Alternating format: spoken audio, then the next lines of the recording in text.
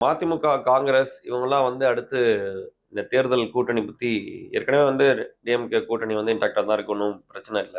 ஆனா அதிகமான சீட்டுகள் கேட்பதற்கு வாய்ப்பு இருக்கு அப்படின்ற ஒரு பேச்சு இப்பவே தொடங்கிருச்சு. மதிமுகவுக்கு இப்ப தேர்தல் ஆணையத்தோட அங்கீகாரம் இல்ல கட்சிக்கு.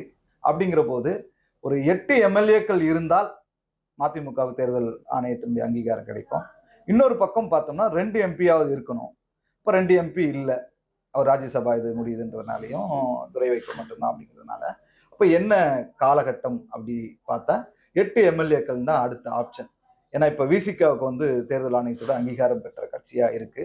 அப்படி இருக்கும்போது இங்க வந்து 2 எம்பிக்களுக்கு வாய்ப்பு இல்லைன்னும் போது சட்டப்பேரவை தேர்தலில் வென்று 8 எம்எல்ஏக்கள் பெற்றிருந்தால் நமக்கு வந்து தேர்தல் ஆணையத்துடைய அங்கீகாரம் பெற்ற கட்சியா இருக்குன்ற ஒரு இது இருக்கு.